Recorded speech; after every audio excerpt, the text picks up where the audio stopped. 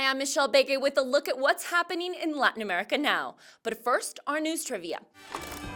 Which Latin American country was the first to qualify for next year's World Cup? We'll have the answer later. And we start this week with another devastating prison riot in Ecuador. At least 61 people were killed in this latest outbreak of violence. It happened once again at the Litoral Penitentiary in the city of Guayaquil. In September, 118 lives were lost in the prison because of violence between rival prison gangs who were tied to drug cartels.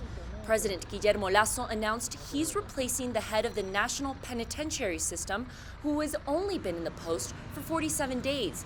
While the government has tried to ease overcrowding with pardons for prisoners, authorities say a complete overhaul of the prison system is needed. An official in charge of the rehabilitation of inmates says violence has become normalized in jails. He believes gang members should be moved to high-security prisons. And all eyes were on Cuba on Monday. Police could be seen patrolling the streets of Havana as the opposition called to defy a protest ban by the government. But most dissidents stayed home. That wasn't the only news on the island, as the country also reopened its borders to tourism, celebrated the 502-year anniversary of Havana, and the reopening of primary schools. Bullfighting is back in Peru. The lengthy hiatus had been induced by the pandemic. In Peru, bullfighting is almost as popular as football. In fact, the country has more bullfighting rings than football stadiums. Pre-pandemic, there were close to 700 bullfights per year throughout Peru. The ring at Plaza Lurin in Lima opened this weekend with almost 3,000 spectators. Now let's check in with my colleague Joel Richards, who has the latest on Argentina's election results. Argentina's government was roundly beaten in the midterm elections. It lost the overall nationwide vote, and the peronists have also lost control of the Senate for the very first time in nearly 40 years. You wouldn't think that would be reason to celebrate, but that's exactly what they did. Out of relief more than anything, having improved the results from 2 months ago in the primaries. But also celebrating was the opposition, Juntos por el Cambio, or Together for Change. Former President Mauricio Macri, still the reference point for the Conservative coalition, despite losing the presidential elections 2 years ago, said these results signal the end of an era. Time will tell if he is right. For now, President Fernandez has appealed to the opposition to help work towards a consensus ahead of debt repayment negotiations with the IMF, but reaching that consensus with an empowered opposition may prove a difficult task.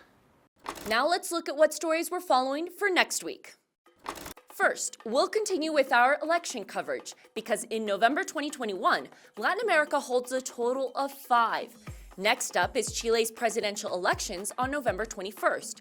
15 million Chileans will head to the polls to make a choice among 7 candidates, who will most likely go on to a second round. Polls predict 35-year-old Gabriel Boric, a student activist, will lead with the right-winged José Antonio Cast, who has voiced his admiration of former dictator Augusto Pinochet. And second, the elections in Honduras will take place the following weekend. Current President Juan Orlando Hernández was accused of rigging the 2017 elections in his favor, so all eyes will be on this one. Opposition parties have united at the last minute around one candidate. She is former First Lady Xiomara Castro, and the latest polls show she could win against the ruling party's candidate Nasri Aspura. And now the answer to our news trivia. The answer is A. Brazil is the first Latin American country to qualify for next year's World Cup. The 10 countries that form part of the South American Football League, CONMEBOL, compete to see who gets one of the coveted 4 spots to go to the World Cup.